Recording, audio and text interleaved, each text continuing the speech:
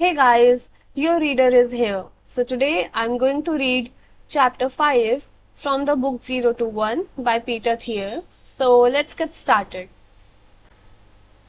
Chapter 5, Last Mover Advantage. Escaping competition will give you a monopoly, but even a monopoly is only a great business if it can endure in the future. Compare the value of the New York Times company with Twitter. Each employs a few thousand people and each gives millions of people a way to get news. But when Twitter went public in 2013, it was valued at $24 billion, more than 12 times the Times market capitalization. Even though the Times earned $133 million in 2012 while Twitter lost money. What explains the huge premium for Twitter? The answer is cash flow. This sounds bizarre at first, since the Times was profitable while Twitter wasn't. But a great business is defined by its ability to generate cash flows in the future. Investors expect Twitter will be able to capture monopoly profits over the next decade, while newspapers' monopoly days are over. Simply stated, the value of a business today is the sum of all the money it will make in the future. To properly value a business, you also have to discount those future cash flows to their present worth, since a given amount of money today is worth more than the same amount in the future. Comparing discounted cash flows shows the difference between low growth businesses and high growth startups at its starkest. Most of the value of low growth businesses is in the near term. An old economy business, like a newspaper, might hold its value if it can maintain its current cash flows for 5 or 6 years. However, any firm with close substitutes will see its profits competed away. Nightclubs or restaurants are extreme examples. Successful ones might collect healthy amounts today, but their cash flows will probably dwindle over the next few years when customers move on to newer and trendier alternatives. Technology companies follow the opposite trajectory. They often lose money for the first few years. It takes time to build valuable things, and that means delayed revenue. Most of the tech companies' value will come at least 10 to 15 years in the future. In March 2001, PayPal had yet to make a profit, but our revenues were growing 100% year over year. When I projected our future cash flows, I found that 75% of the company's present value would come from profits generated in 2011 and beyond. Hard to believe for a company that had been in business for only 27 months. But even that turned out to be an underestimation. Today, PayPal continues to grow at about 15% annually, and the discount rate is lower than a decade ago. It now appears that most of the company's value will come from 2020 and beyond. LinkedIn is another good example of a company whose value exists in the far future. As of early 2014, its market capitalization was $24.5 billion, very high for a company with less than $1 billion in revenue and only $21.6 million in net income for 2012. You might look at these numbers and conclude that investors have gone insane, but this valuation makes sense when you consider LinkedIn projected future cash flow.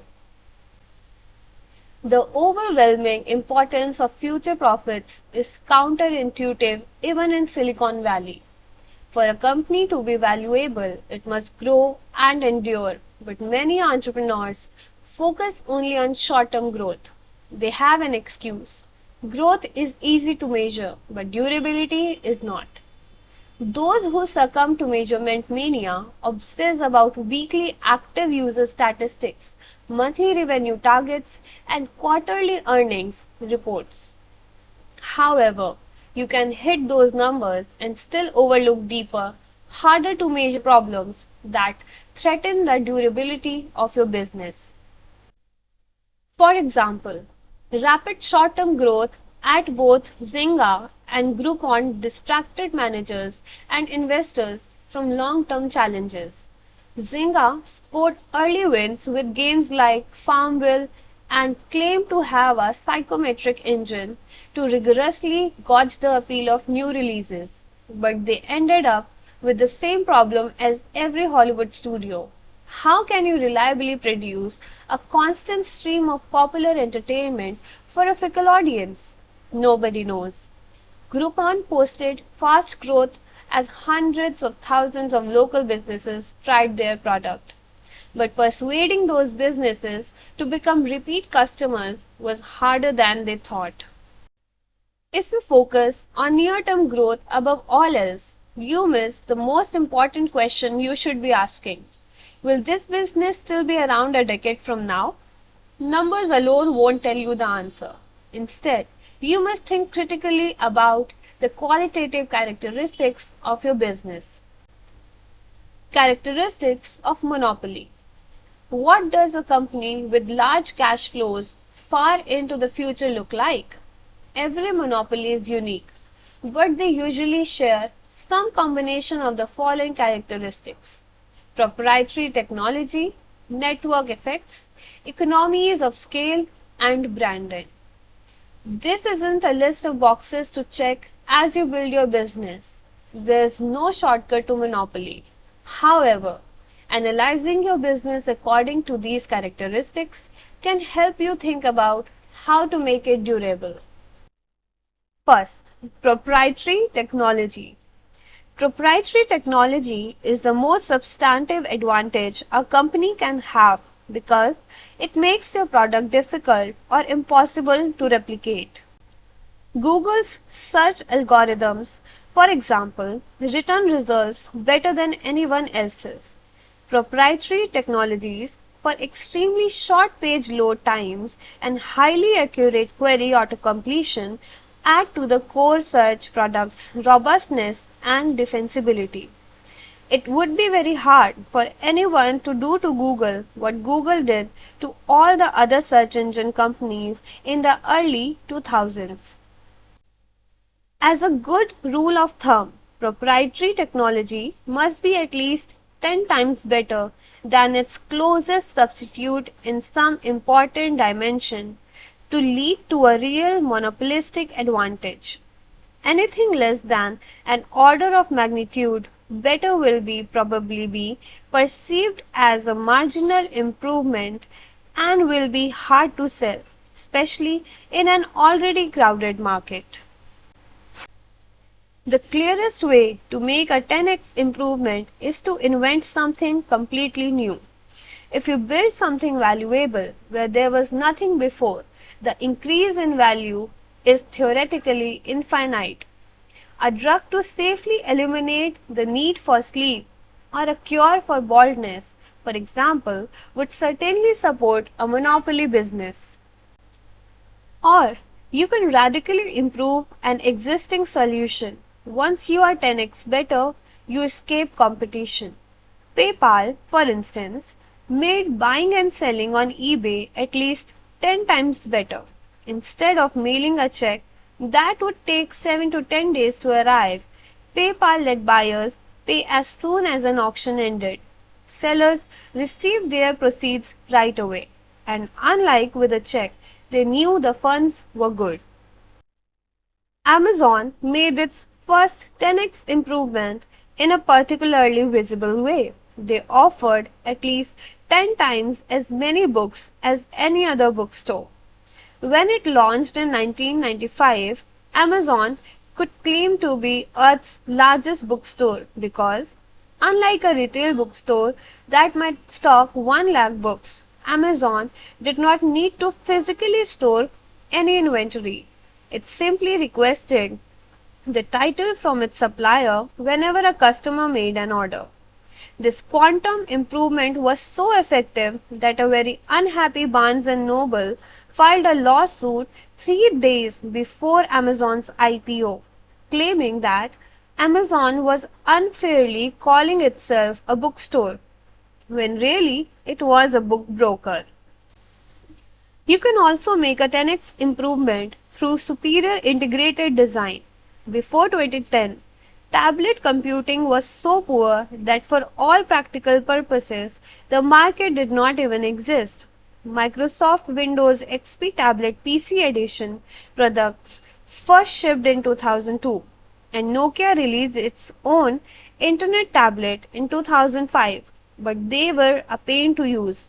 Then Apple released the iPad. Design improvements are hard to measure, but it seems clear that Apple improved on anything that had come before by at least an order of magnitude. Tablets went from unusable to useful. Second, network effects. Network effects make a product more useful as more people use it. For example, if all your friends are on Facebook, it makes sense for you to join Facebook too. Unilaterally choosing a different social network would only make you an eccentric.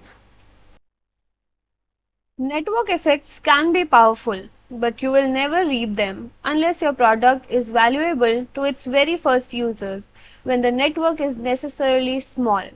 For example, in 1960, a Quixotic company called Xanadu set out to build a two-way communication network between all computers, a sort of early synchronous version of the World Wide Web.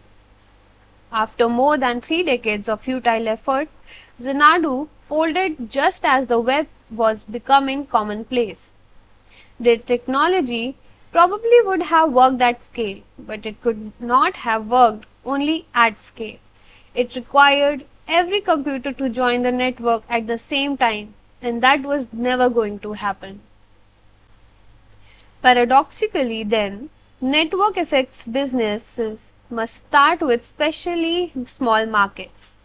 Facebook started with just Harvard students. Mark Zuckerberg's first product was designed to get all his classmates signed up, not to attract all people of Earth. This is why successful network businesses rarely get started by MBA types. The initial markets are so small that they often don't even appear to be business opportunities at all. Third, economies of scale. A monopoly business gets stronger as it gets bigger. The fixed costs of creating a product, engineering, management, office space can be spread out over ever greater quantities of sales. Software startups can enjoy especially dramatic economies of scale because the marginal cost of producing another copy of the product is close to zero. Many businesses gain only limited advantages as they grow to large scale. Service businesses especially are difficult to make monopolies. If you own a yoga studio, for example, you will only be able to serve a certain number of customers.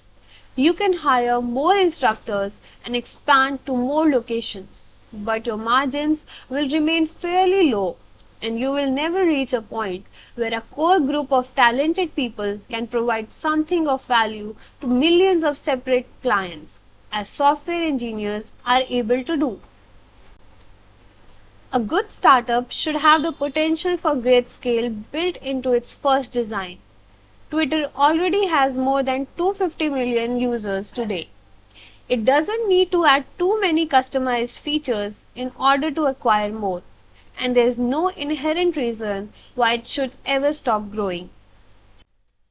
Fourth, branding.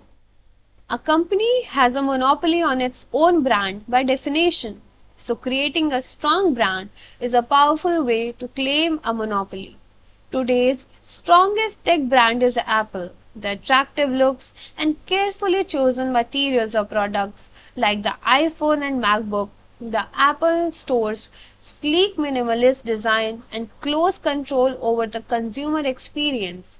The omnipresent advertising campaigns, the price positioning as a maker of premium goods, the lingering nimbus of Steve Jobs' personal charisma all contribute to a perception that Apple offers products so good as to constitute a category of their own.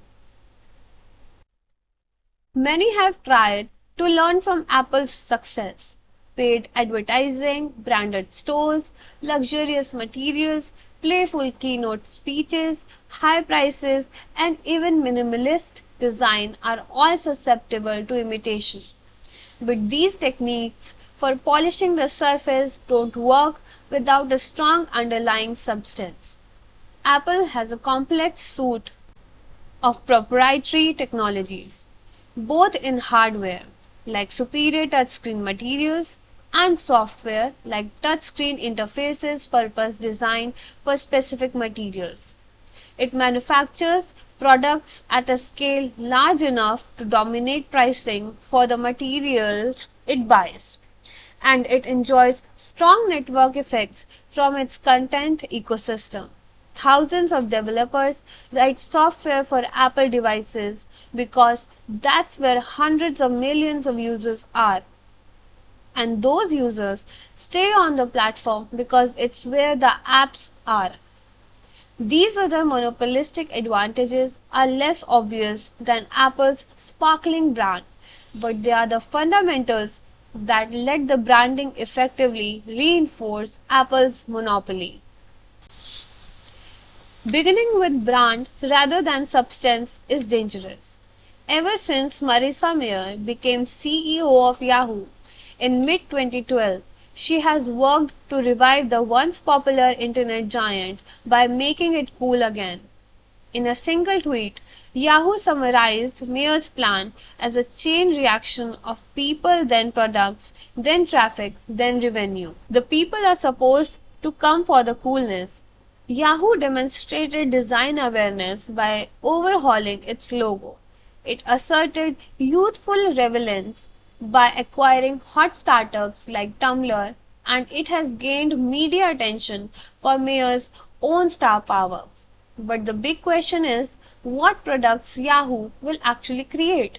When Steve Jobs returned to Apple, he didn't just make Apple a cool place to work. He slashed product lines to focus on the handful of opportunities for 10x improvements. No technology company can be built on branding alone. Building a monopoly. Brand, scale, network effects, and technology in some combination define a monopoly. But to get them to work, you need to choose your market carefully and expand deliberately. Start small and monopolize. Every startup is small at the start.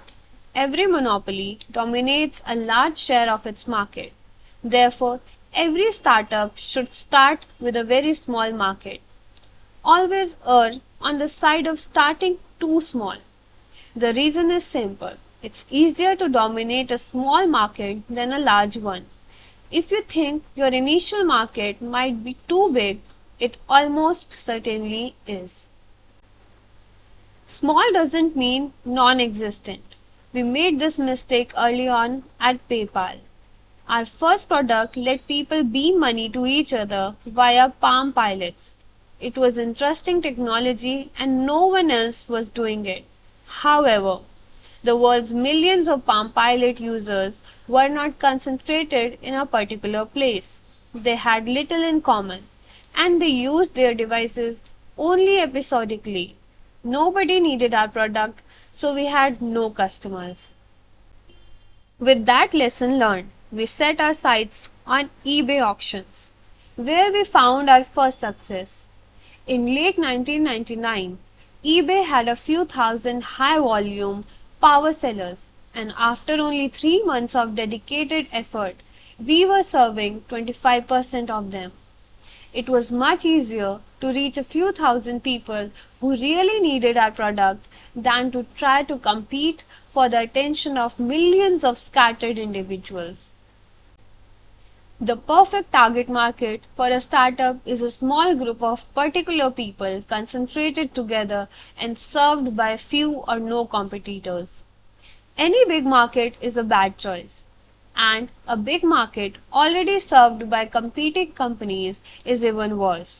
This is why it's always a red flag when entrepreneurs talk about getting 1% of a 100 billion market.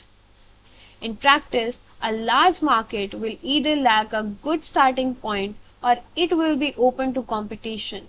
So it's hard to ever reach that 1%.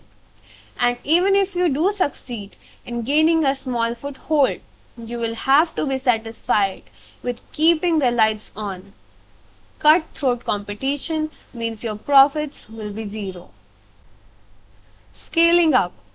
Once you created and dominate a niche market, then you should gradually expand into related and slightly broader markets.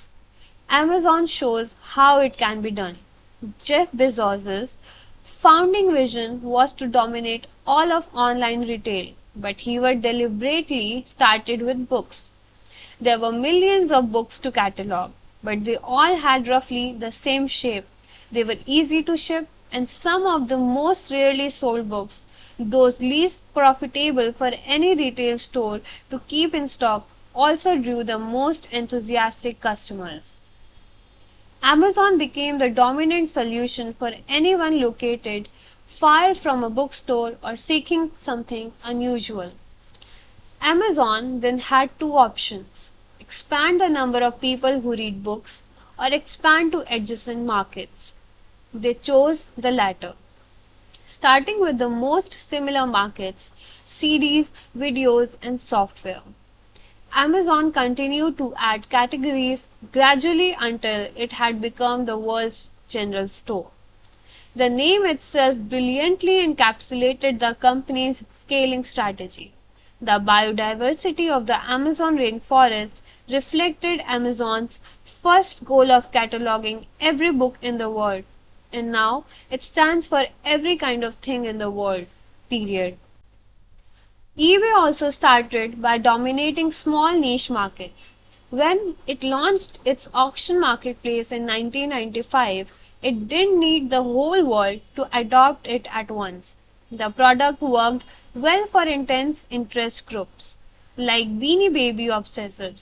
Once it monopolized the Beanie Baby trade, eBay didn't jump straight to listing sports, cars, or industrial surplus.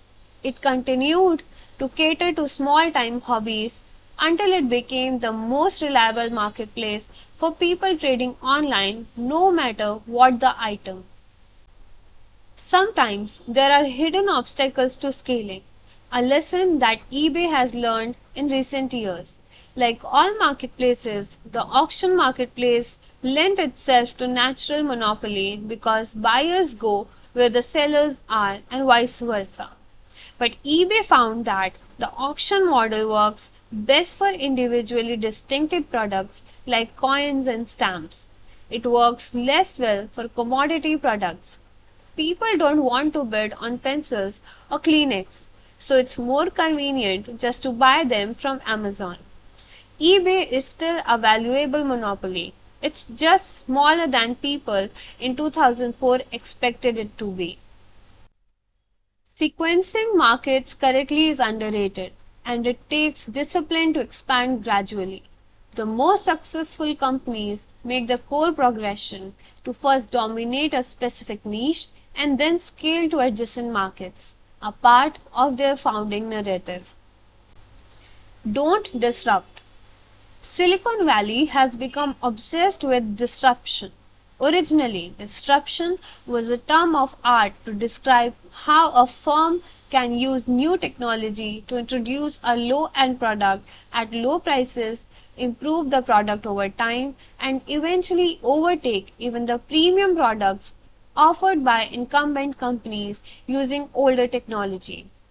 This is roughly what happened when the advent of PCs disrupted the market for mainframe computers. At first, PCs seemed irrelevant, then they became dominant. Today, mobile devices may be doing the same thing to PCs. However, disruption has recently transmogrified into a self-congratulatory buzzword for anything posing as trendy and new. This seemingly trivial fact matters because it distorts an entrepreneur's self-understanding in an inherently competitive way. The concept was coined to describe threats to incumbent companies. So startups' obsession with disruption means they see themselves through older firms' eyes. If you think of yourself as an insurgent battling dark forces, it's easy to become unduly fixated on the obstacles in your path. But if you truly want to make something new, the act of creation is far more important than the old industries that might not like what you create. Indeed, if your company can be summed up by its opposition to already existing firms, it can't be completely new, and it's probably not going to become a monopoly. Disruption also attracts attention. Disruptors are people who look for trouble and find it. Disruptive kids get sent to the principal's office. Disruptive companies often pick fights they can't win. Think of Napster. The name itself meant trouble. What kind of things can one nap? Music, kids, and perhaps not much else. Sean Fanning and Sean Parker, Napster's then teenage founders, credibly threatened to disrupt the powerful music recording industry in 1999. The next year, they made the cover of Time magazine. A year and a half after that, they ended up in bankruptcy court. PayPal could be seen as disruptive, but we didn't try to directly challenge any large competitor. It's true that we took some business away from Visa when we popularized internet payments. You might use PayPal to buy something online instead of using your Visa card to buy it in a store. But since we expanded the market for payments overall, we gave Visa far more business than we took. The overall dynamic was net positive, unlike Napster's negative sum struggle with the US recording industry. As you craft a plan to expand to adjacent markets, don't disrupt. Avoid competition as much as possible. The last will be first. You have probably heard about first mover advantage. If you are the first entrant into a market, you can capture significant market share while competitors scramble to get started.